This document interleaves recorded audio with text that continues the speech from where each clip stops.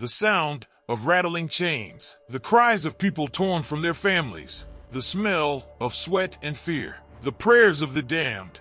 This is the Middle Passage, the journey that millions of Africans took from their homeland to the Americas, where they would be enslaved. They were sold like cattle and forced to work in brutal, harsh conditions. Men, women, and even children were beaten, assaulted, whipped, and tortured. They died by the thousands.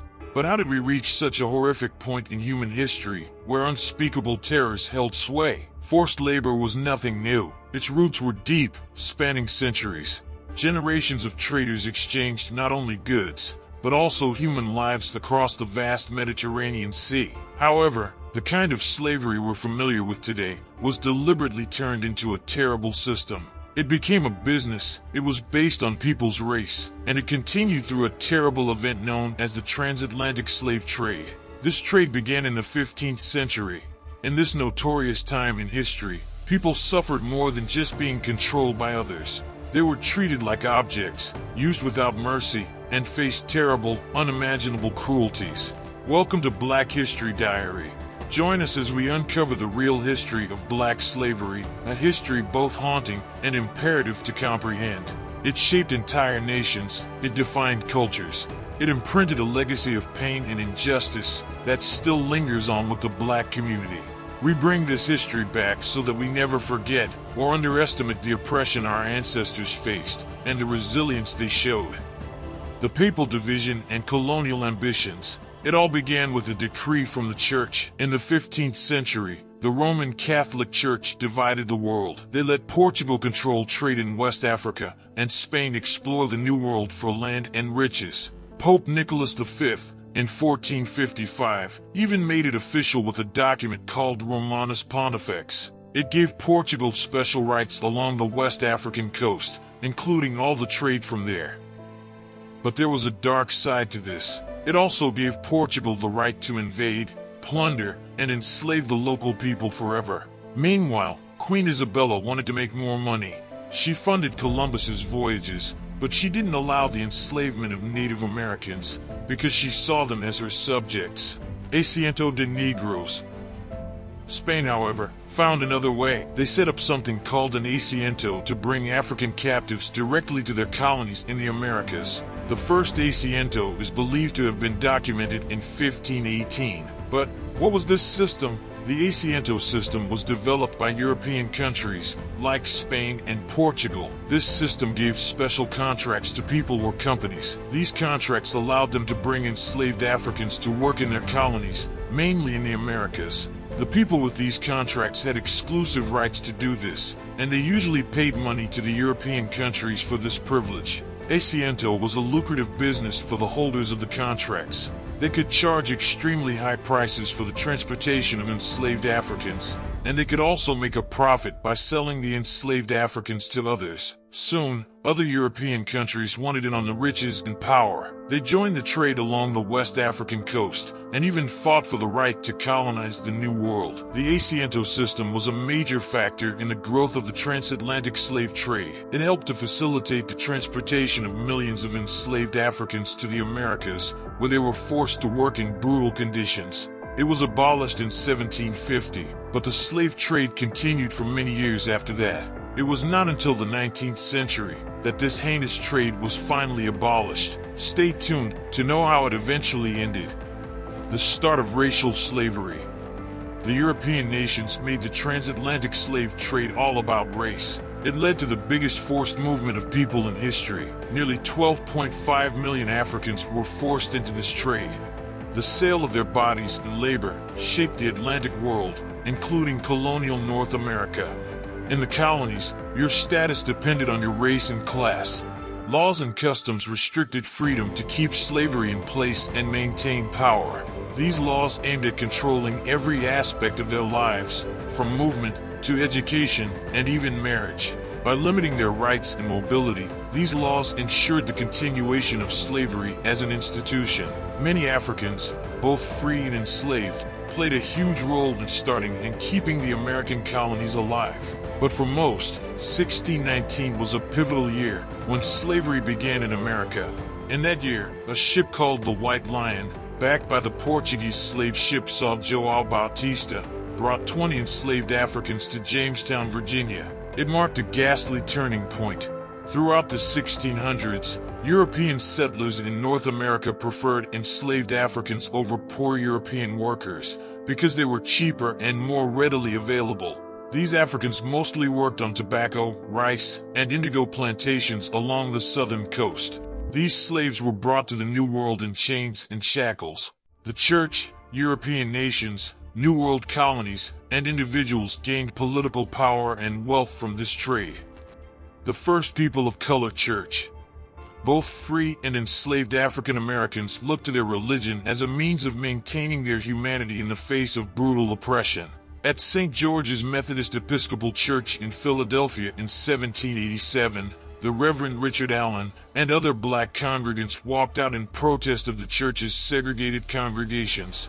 Born into slavery, abolitionist Allen later made his way to Philadelphia to start a new life.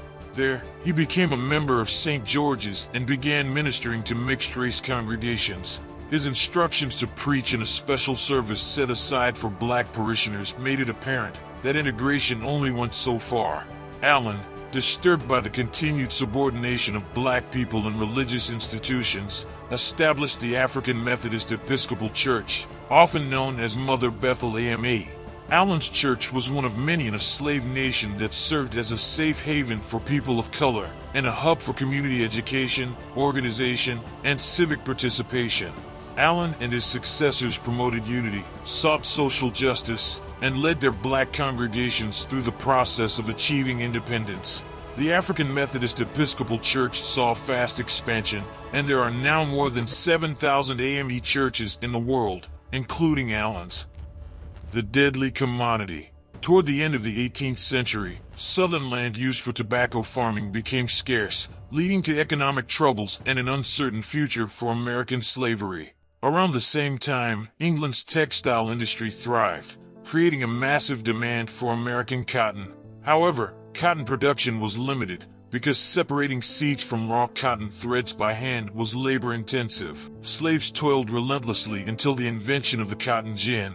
But even before cotton, they faced something far more grueling: sugar. The history of slavery in the Caribbean and Spanish Americas is a dark and tragic chapter. The cultivation of sugarcane was an incredibly demanding and merciless labor for the enslaved individuals forced to work on these plantations. Their lives were marked by immense suffering, pain, and even death. The grueling nature of sugarcane cultivation meant that slaves had to endure long hours of back-breaking work, often 7 days a week. They faced constant physical strain, which led to injuries such as burns, exhaustion, and other forms of physical trauma. Unfortunately, their living conditions were abysmal as well. They lacked proper nutrition and health care. As a result of these harsh working conditions and overall mistreatment, the life expectancy for a sugar farm slave was tragically short, averaging just 7 years. Plantation owners deliberately pushed their slaves to the brink of exhaustion or even death because they anticipated high turnover rates. This callous approach ensured that there would always be a fresh supply of new slaves, ready to replace those who perished from the brutal labor. William Cooper, a British author, said that he feels very sorry for them, but he must keep quiet, for what would they do without sugar or rum? Adding sugar to coffee and tea was more important than saving people's lives. This set the stage for how slaves were to be treated in the Americas. Stay locked in, because there's a lot more chilling history to be unraveled. The limited freedom and inhuman living conditions. In the antebellum South, about 1/3 of the population was slaves, mostly living on big ranches or small farms. Many masters had around 50 slaves, and the living conditions granted them were worse than horrible. Through a set of strict rules, landowners tried to make their slaves completely reliant on them. Most of the time, they weren't even allowed to learn to read or write, and they were limited in what they could do and where they could go. But the cruelty only gets worse. Many masters raped slave women, and rebellious slaves were brutally punished. A strict hierarchy among the slaves, from skilled artisans and house workers to lowly field hands, kept them separated and less likely to work together against their masters. Slave couples weren't allowed to legally marry or have children. But many did marry, and had huge families nevertheless. Most owners even encouraged this practice, only to separate the families and sell unwanted members for financial gain. To compensate slaveholders, a rule was passed that slaves born on or after July 4, 1799, remained in servitude until they reached the ages of 25 for women and 28 for men, after which they'd be free. But there was still no way to stop the rapidly growing enslaved population in the U.S. The domestic slave trade relied on the transaction of enslaved black people already in the country. This situation finally received worthy attention after Congress enacted the act prohibiting importation of slaves in 1808. Despite the ban on the slave trade, illegal trading continued. Millions of African people were forcibly relocated to the South, ensuring the white slaveholders' dominance in politics. The rebellion. From the moment enslaved black people got out of the ships, most of them rebelled for the freedom they had known, but they were met with brutal punishments. Still, that didn't stop them from seeking freedom. Those slave uprisings, like those led by Gabriel Prosser in Richmond in 1800 and Denmark Vesey in Charleston in 1822, took place, but they were rarely victorious. In August 1831, Nat Turner staged a revolt in Southampton County in Virginia that caused widespread panic among slaves. Eventually numbering roughly 75 black men, Turner's group killed about 55 white men in 2 days. Afterwards, they were overpowered by armed opposition from local white residents and the interference of state military forces. However, slave rebellions were punished very severely. Rebels were executed, and their bloody and dismembered bodies were presented to the public to scare others. But even with this terror, enslaved people still rebelled. Slavery apologists used Turner's uprising to argue that black people are essentially barbaric and need slavery to be civilized. Many Southern governments, fearful of further uprisings, tightened their slave codes to restrict the rights of slaves to receive an education, or to travel freely, or to congregate peacefully. The abolitionist movement. After getting independence, some Americans, especially in the North where slavery was less common, started to see the oppression of enslaved Africans as similar to their own mistreatment by the British. They began to push for an end to slavery. Did you know that one of the earliest heroes in American history was a black slave? Crispus Attucks fought alongside 5,000 other black soldiers and was killed by British soldiers in the Boston Massacre. The abolitionist movement began in the North in the 1830s. Abolitionists were people who believed that slavery was morally wrong and should be abolished immediately. They argued that slavery was a violation of human rights and that it was incompatible with the principles of democracy. Notable figures include Frederick Douglass. His autobiography, Narrative of the Life of Frederick Douglass, an American Slave, was a bestseller and helped to popularize the cause. Harriet Beecher Stowe's abolitionist novel Uncle Tom's Cabin is also a worthy mention. It is also pertinent to highlight a white vocal critic of slavery, William Lloyd Garrison. Garrison founded the radical newspaper The Liberator in 1831 and called for immediate and unconditional emancipation of all slaves. Many abolitionists were motivated by a moral outrage over slavery. However, others favored the secular free labor argument that slavery was economically and socially backward. As early as the 1780s, free black people and other anti-slavery Northerners had begun establishing a loose network of safe homes to aid enslaved persons in their escape from southern plantations to the north. And finally, in the 1830s, this strategy, commonly referred to as the Underground Railroad, began to gain significant traction. Harriet Tubman was one of the conductors who helped freed slaves make their way to the north, while Frederick Douglass, William H. Seward, and Thaddeus Stevens were among the station masters who helped those making the voyage. Thanks to their efforts, roughly 100,000 slaves were liberated. The abolitionist movement gained momentum in the decades leading up to the Civil War, and it helped to solidify the North's opposition to slavery. Keep your curiosity alive, because we're about to shed light on one of the bloodiest chapters from history. The Civil War. The American Civil War was the bloodiest conflict in American history, fought between the United States of America, called the Union, and the Confederate States of America, called the Confederacy, which was a group of 11 southern states that had seceded from the Union. The war was ultimately over the issue of slavery. The Civil War began on April 12, 1861, when Confederate forces attacked Fort Sumter, a federal fort in South Carolina. The war lasted for 4 years and was fought on battlefields throughout the United States. By freeing about 3 million slaves in the rebel states, it took away most of the Confederacy's workers and turned public opinion around the world in favor of the Union. To date, the American Civil War remains the deadliest war in its history. Around 600,000 people died in this domestic conflict. About 186,000 black soldiers joined the Union Army, and around 38,000 of them died fighting. The end of slavery.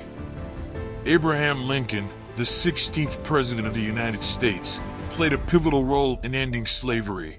He issued the first Declaration of Freedom on September 22, 1862, and on January 1, 1863, he made it clear that slaves in any state or part of a state in rebellion shall be free then, from that time on, and forever. Slavery finally ended when the 13th Amendment to the Constitution was passed after the Civil War ended in 1865. Around 4.5 million slaves had been freed. However, the position of freed black people in the South after the war was still uncertain, and they would face many problems during the Reconstruction period. In the 14th Amendment, previously enslaved got citizenship rights and equal protection under the Constitution. And in the 15th Amendment, they got the right to vote. In postbellum America, efforts to end racial discrimination have been made.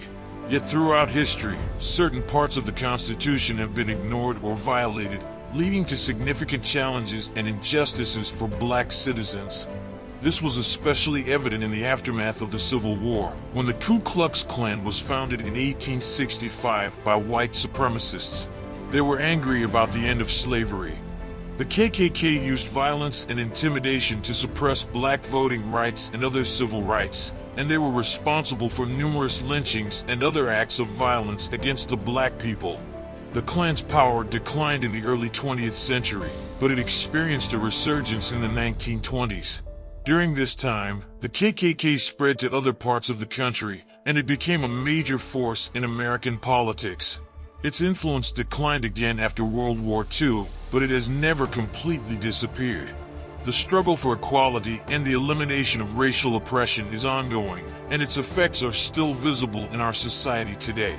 It is crucial to acknowledge that despite the progress we have made as a nation, disparities and remnants of historical oppression persist.